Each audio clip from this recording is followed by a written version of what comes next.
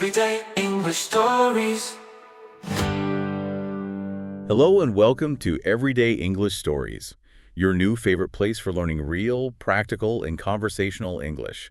I'm Ethan. And I'm Mia. We are so incredibly excited to be here with you. Thank you for joining us. Yeah, thanks everyone. We know that learning English, well, sometimes it can feel like you're just stuck in a textbook, right? Yeah, totally. Like all those grammar rules and word lists, they don't always match how people actually talk. Exactly. But our mission here on Everyday English Stories is to completely change that for you. That's right. Our goal is to bring you genuine stories from our own lives, our everyday lives, and teach you the language we really use in conversation. Yeah. We want to help you sound more natural, more confident. And feel like you're really part of the conversation, not just watching from the sidelines. Precisely. And today, we're starting a really special deep dive, just for you, actually. Oh, yeah. That's the topic. It's one of the most common, absolutely essential things in everyday English chat. Talking about your weekend. Yes. The weekend debrief. It's universal, isn't it? It really is. Monday morning at work, chatting with a neighbor. Catching up with a friend? Yeah, the weekend always comes up. Exactly. And we're going way beyond just the basic, how was your weekend? Okay, good. Because there's so much more to it. Right. We're going to unpack a whole world of phrases, subtle nuances, even cultural stuff. Like how people describe lazy Saturdays versus productive Sundays. Yep. And even those, interesting little differences in how English speakers from different places talk about their time off. Okay. That's useful. Our goal is really to give you the full toolkit, so your English sounds truly natural, really confident when you're talking about your days off. Sounds great. So listeners should definitely stick around for this. Absolutely. Stick with us to uncover these really valuable insights that'll boost your conversational fluency. All right, let's do it. Okay, let's unpack this. So, Monday morning, it arrives. Yeah. Inevitably. Yeah, right. What's often the very first thing you hear? Or maybe say to someone, a colleague, friend. Yeah, it's almost automatic, isn't it? That social ritual. Exactly. That classic, simple question. How was your weekend? It's the absolute staple, the go-to conversation starter. It works so well because it's simple, but it's also like an effective bridge. Connects people. Totally. Opens the door for a quick story, maybe complaining about Monday. Yeah, definitely that sometimes. Or just, genuinely catching up. It's polite, it's low pressure. But it shows you're interested, even just a little bit, in the other person's life. Absolutely. And building on that, there are variations you hear all the time. Each one's slightly different. Like what? Well, a really popular one is, what'd you do this weekend? Ah, yes. The what. Exactly. Now, what's really interesting here and often tricky for learners is that contraction. What is for what did? Right, because when people talk fast, it sounds like one word, doesn't it? What did ya? Almost blended together. Yeah, it's hard to pick out that it means what did. If someone says, what did you do? Nice and slow, it's clear. But real speech, fast speech, it's what'd you do, much quicker. And this shortening, it's not just like lazy talk, it's genuinely how people speak. You have to know it to follow along sometimes. Definitely. If you miss that contraction, conversations can feel way too fast, like words are just disappearing. And it's not just what'd. No, exactly. You hear, where'd you go? For where did you go? Or how'd it happen? For how did it happen? Yep. So getting your ear tuned to these, even trying to use them a little bit yourself, it's key. Key for understanding natural speech. And for sounding more natural yourself, more connected. It's like learning the rhythm of spoken English. That's such a great point. Textbook English versus real-world English. Big difference sometimes. Huge difference. And it's not just what'd. There's another common question I hear a lot. It has a really specific kind of subtle meaning. Oh, yeah. Which one? Did you get up to anything this weekend? I get up to anything. Yes, that's a really interesting one. Why is that?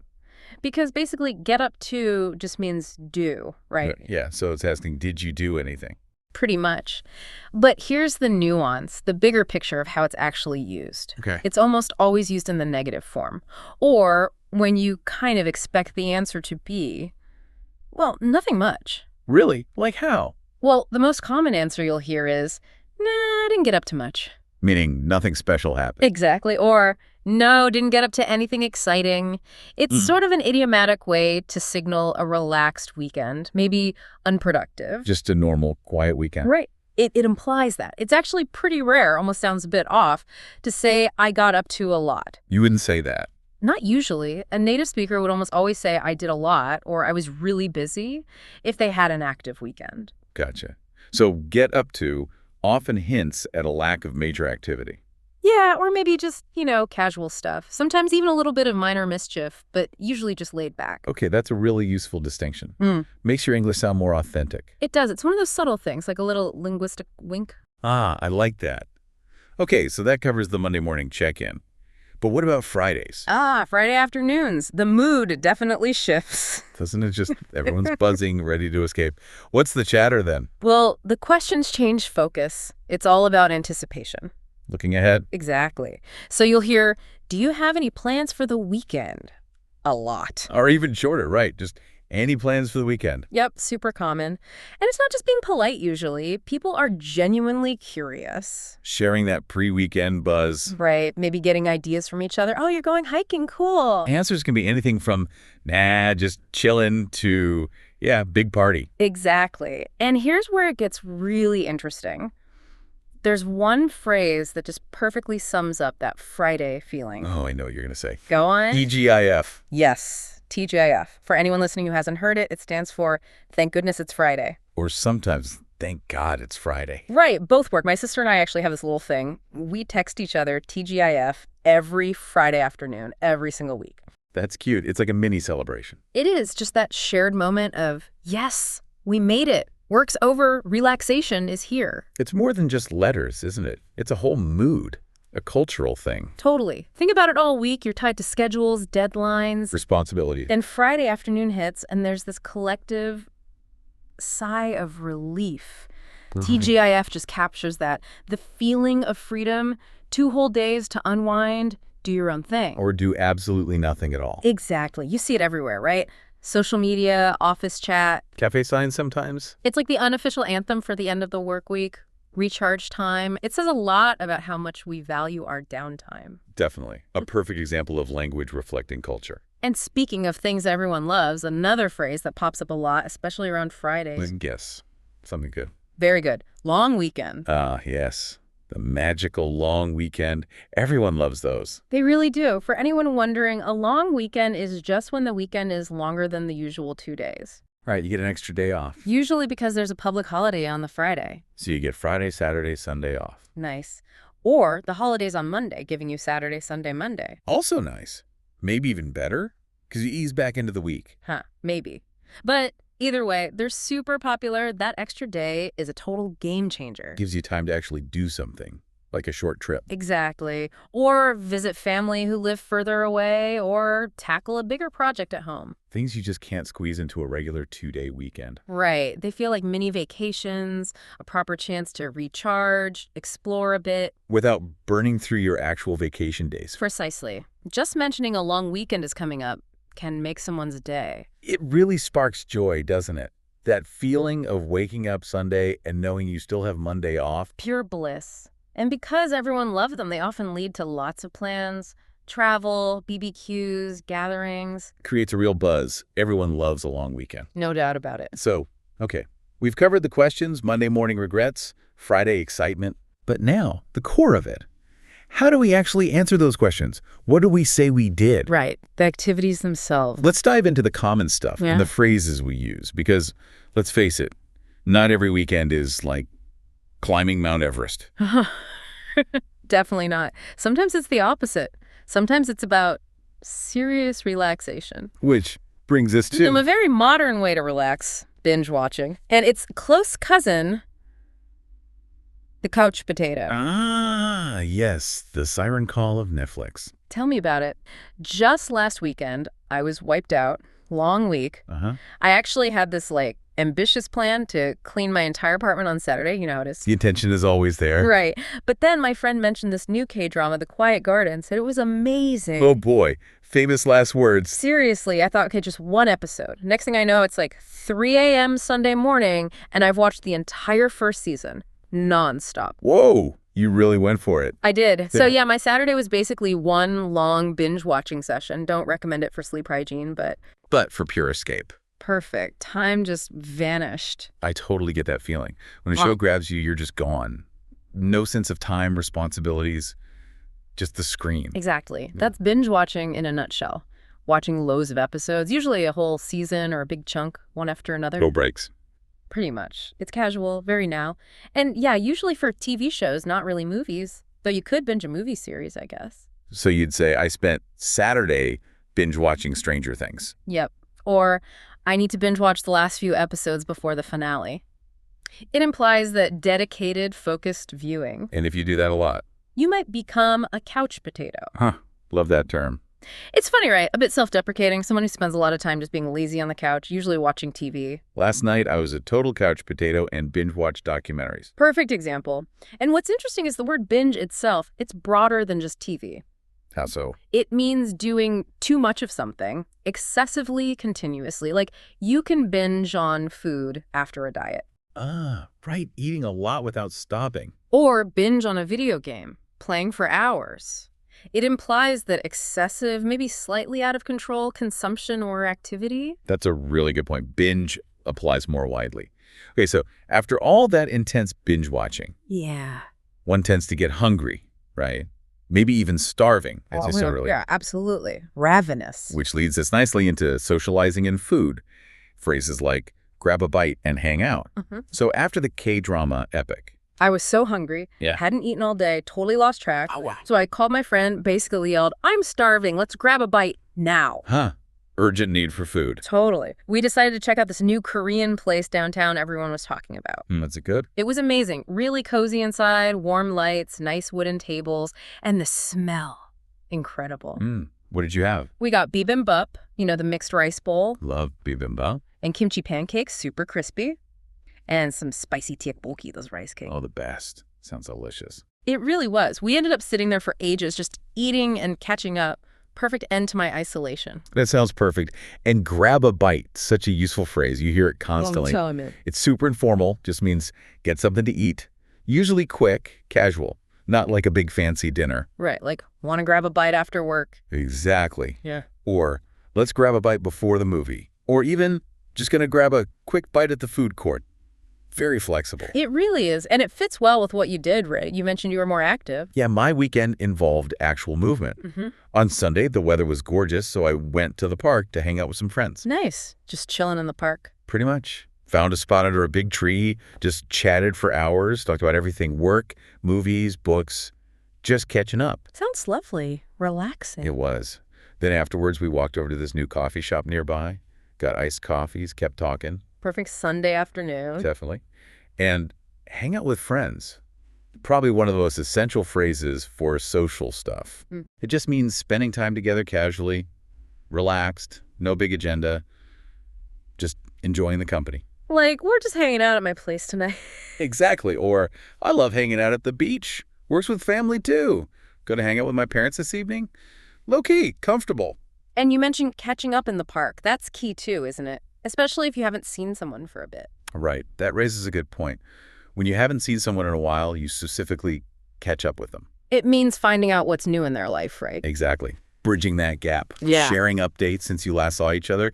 Really common when you meet old friends or family you don't see often. Makes sense.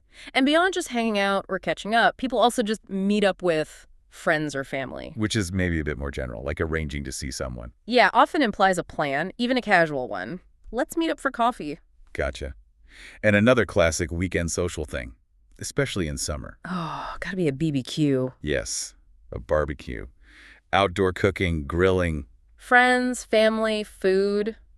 The classic summer gathering. Definitely a cornerstone of weekend socializing for many. So it sounds like we both had pretty good weekends, balancing relaxation and socializing. Yeah, the K-drama marathon followed by food, the park hang followed by coffee. That's a good mix. It is. But let's be real, not all weekends are pure fun and games. True. Sometimes duty calls, life admin happens. Exactly. And while we dream of just chilling, reality often involves, well, necessary tasks. The stuff you put off all week. Right. Which brings us to phrases like run errands and get caught up on. Run errands, the weekend warrior's mantra. Totally. Errands are all those small, essential tasks for us. Groceries, post office, bank. Picking up dry cleaning, buying a new phone charger because yours vanished. The usual suspects. Yeah, exactly. And run errands is great because it covers all those little things without having to list them. So much easier than saying, I went here, then there, then. Right. You just say, on Saturday, I ran some errands. Everyone gets it. Busy, but probably not exciting. I use it all the time. It's perfect. And get caught up on. That sounds like playing catch up, too. It is. It's for when you feel like you fell behind during the week. Too busy Monday to Friday. Yep. So the weekend is your chance to finish those pending things, stuff you couldn't get to. Like what kind of things? Well, students might get caught up on schoolwork, studying, writing papers. Makes sense. Or housework. That's a big one. Need to get caught up on laundry. Oh, yeah. Or cleaning. Spent Sunday getting caught up on cleaning the house. Exactly. Some people even have to get caught up on work projects. Work spilling into the weekend? Not ideal. Not ideal, but common for some, and maybe the most common thing people get caught up on. Let me guess. Sleep. Bingo! Getting caught up on sleep. If you only got like 5 hours a night all week. The weekend is your chance to repay that sleep debt. Exactly. Sleeping in, taking naps, just recovering, trying to get back to baseline. It feels good, like regaining control. Totally. Reclaiming that lost sleep. So that leads us perfectly to weekend mornings, when the alarm stays off. Ugh. The blissful silence. For many, the ultimate weekend luxury is simply sleep in. Oh, sleep in. Music to my ears. It just means sleeping late, not waking up early like on weekdays. Letting your body decide when to wake up. Exactly. My sister Audra, she mentioned waking up at 7:30 on weekends, which she thinks is early for a weekend. Compared to her 6 a.m. weekday alarm. Yeah, her dream. Sleeping till 11 a.m. That sounds like a pretty common dream. Just waking up naturally, no rush. It's the best. You'd say, I love to sleep in on Saturdays. Or, I slept until 10 yesterday. Felt amazing. A small luxury, big impact. I can definitely relate. Nothing beats waking up naturally. And if you sleep really late, yeah, you probably miss breakfast, right? Which sets the stage perfectly for another weekend ritual, especially here in North America. You must mean brunch. Got in one. Brunch. The glorious meal that's not quite breakfast, not quite lunch. But a delicious combination of both. Exactly. It's usually later in the morning, maybe 10, 11 a.m., sometimes into the early afternoon. And often on Sundays, right? At restaurants or cafes. That's the classic scenario.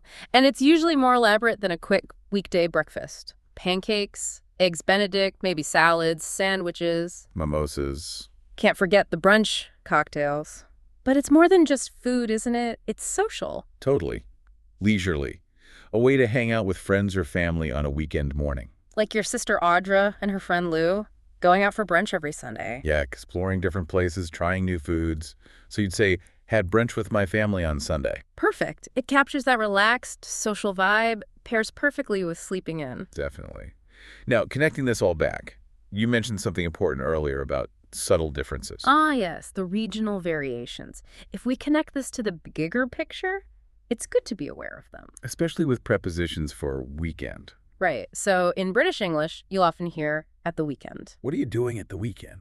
Exactly. Whereas in North American English, which is what many learners encounter globally. That's on the weekend. What are you doing on the weekend? I visited my parents on the weekend.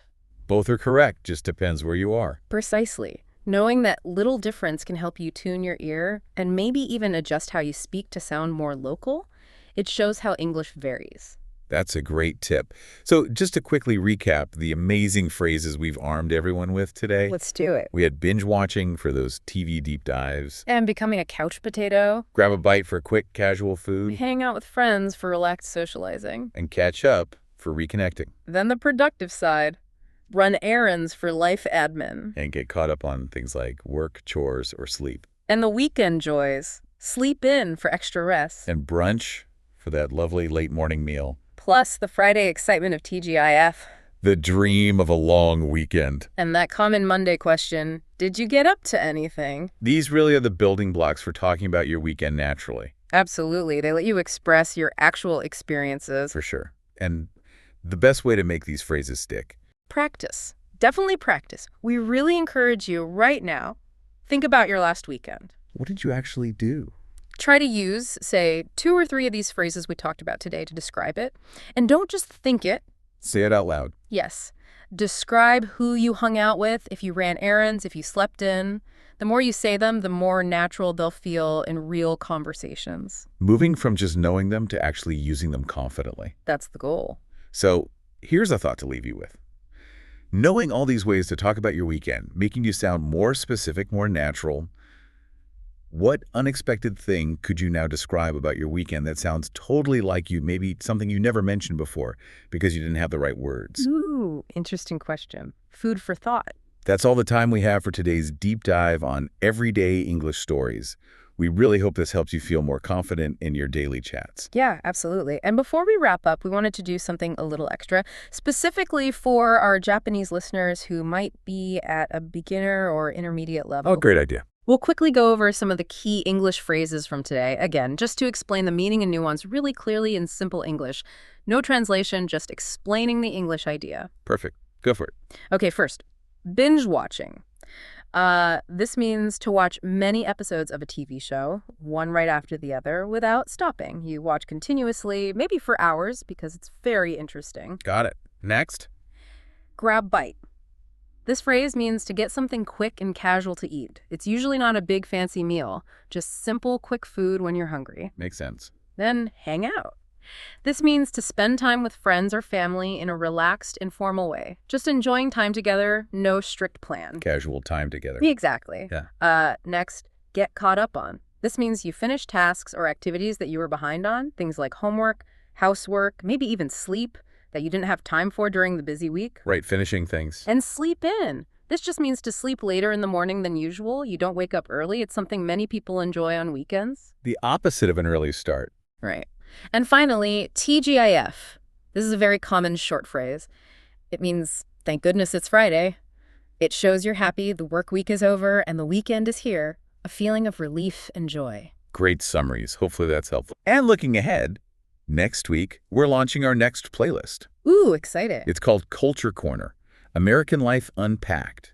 We'll be talking about all sorts of things that make American life unique, everything from, like, how to order coffee confidently to understanding holidays and traditions. Sounds fascinating. Definitely useful stuff. So make sure you're subscribed so you don't miss that. Please do. And if you enjoyed this deep dive today, if you found it helpful, please remember to like this episode. Yes, please. And turn on notifications. That way you'll always know when new episodes of Everyday English Stories are ready for you. Your support really means a lot and helps us reach more learners. It really does. Thanks again for listening, everyone, and we'll see you next time. Bye, everyone. Take care.